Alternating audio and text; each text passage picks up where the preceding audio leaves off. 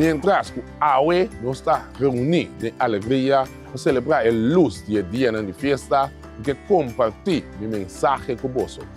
Un mensaje de paz, reflexión y más que todo cosa, unión. Valornan para fortalecer nos con paz moral, para unirnos como pueblo. Esta temporada aquí, para recordar que nos necesitamos uno, de amor y como un pueblo que a pesar de nuestra diferencia, las coe para armonía, paz y tranquilidad de nuestra isla. Es aquí un escojo poderoso que todo día de nuevo se sienta de nuestro sumán. Y aquí hacemos un les sumamente importante.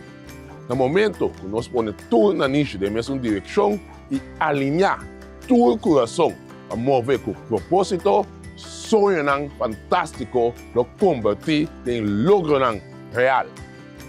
Hay que expresar mi gratitud a abo, pueblo de Curaçao, por fuerza, resiliencia y dedicación. Y aquí estamos clave para cargar nuestra nación de su ruta para grandeza. Un danke de corazón. Da tour por experienciar pérdida de un ser querido a encontrar retorno financiero, a estar sufriendo quebrante de salud, y estar corda de baboso, y estar solidario con vos. Mi oración y deseo está que el año venidero nos brinda consuelo, fuerza y motivación necesario para superar eso aquí y viva un año alegre y próspero. No nos mucho y joven, por eso está el futuro de mañana. Por sueño y ambición, la piedra importante para seguir construir nuestro país y así grande. Más que con chiqui y portar riba mapa. No nos humanos de exterior, me mando un brazo caloroso para vos. Y te seguro que vos carga con el sol de vuestro corazón. Nunca lo olvidar, casta que da casa y siempre lo botar bom venir. Año 2026 es un año de trabajo, renovación y oportunidad de nuevo.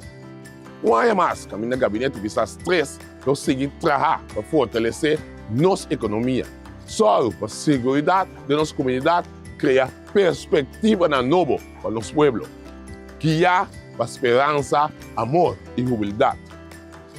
De parte de mi persona, mi gabinete y gobierno de Curaçao, que desea vos feliz día de fiesta y un próspero 2026, cargado con salud, progreso y bendición para nosotros.